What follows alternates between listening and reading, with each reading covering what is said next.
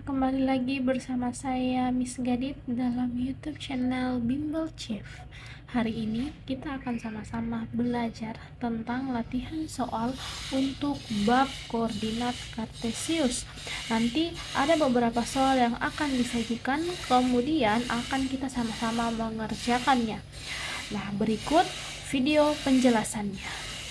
Oke, di sini Miss sudah punya dua soal pertama, yaitu soal nomor 1 dan soal nomor 2. Kita perhatikan bersama-sama untuk soal nomor 1 terlebih dahulu. Diketahui titik A yaitu 3,1, titik B 3,5, kemudian titik C min 2,5. Jika ketiga titik tersebut dihubungkan akan membentuk apa? Apakah dia segitiga sama sisi, segitiga sama kaki, segitiga siku-siku, ataukah segitiga sembarang? Berarti tugasnya adik-adik yang pertama yaitu harus menentukan di mana letak titik A, titik B, dan titik C. Nah, kita perhatikan untuk titik A. Titik A yaitu 3,1. X-nya 3, Y-nya 1, sehingga titik A itu ada di sini. Kita tuliskan titik A. Kemudian titik B yaitu 3,5. Di sini titik B 3,5. Titik B. Setelah itu untuk titik C yaitu min 2,5. Min 2,5 di sini. Ini adalah titik C. Nah, kita hubungkan titik-titik tersebut. Titik C ke B, kemudian B ke A, dan A ke C, atau C ke A. Nah, dapat adik-adik lihat bahwa ketiga koordinat ini apabila dihubungkan akan menghasilkan segitiga siku-siku. Nah, di sini siku-sikunya di bagian B. Sehingga jawabannya yang benar adalah C. Kemudian yang nomor 2. Diketahui dalam koordinat kartesius terdapat titik P, Q, dan R.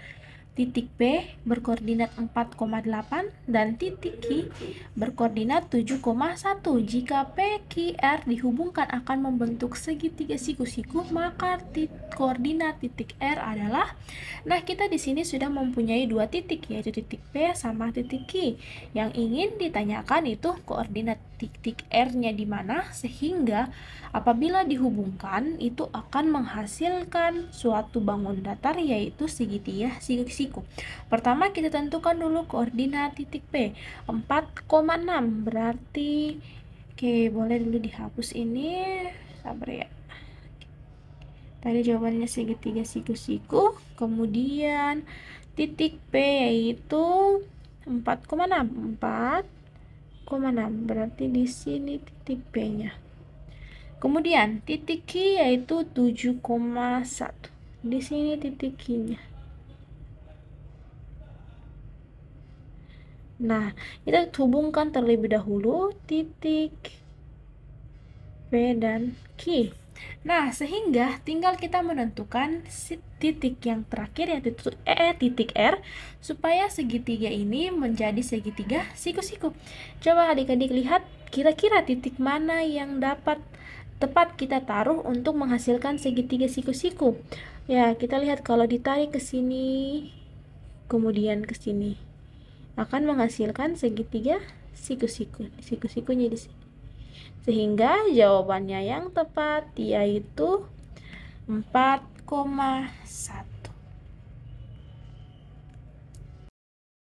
Oke, kemudian nomor 3 dengan nomor 4.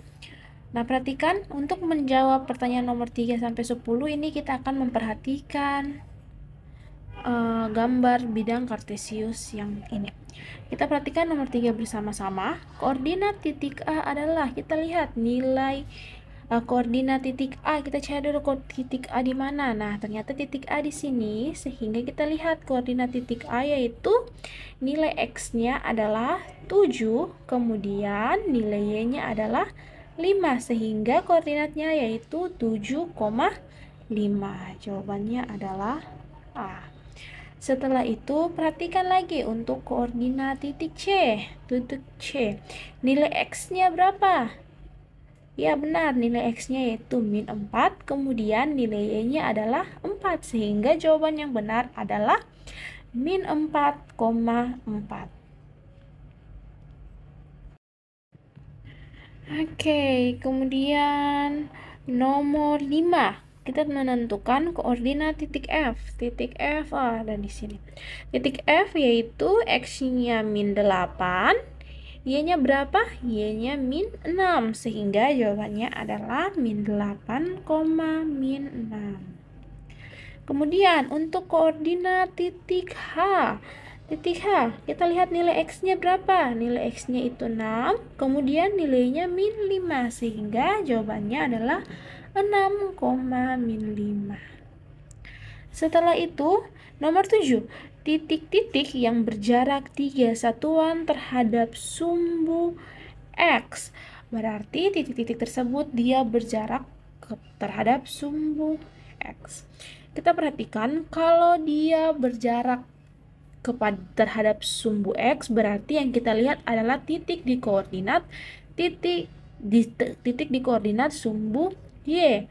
Kita lihat yang berjarak 3 satuan, yaitu yang pertama adalah B. Ya, B adalah berjarak 3 satuan terhadap sumbu X. Kemudian selain B ada juga E, yaitu berjarak min 3 ke bawah, 3 satuan ke bawah untuk E, kemudian 3 satuan ke atas untuk titik B, sehingga jawaban yang benar adalah B dan E. Kemudian titik-titik yang berjarak 4 satuan terhadap sumbu Y. Nah, kalau terhadap sumbu Y, berarti yang kita perhatikan adalah jarak sumbu X-nya.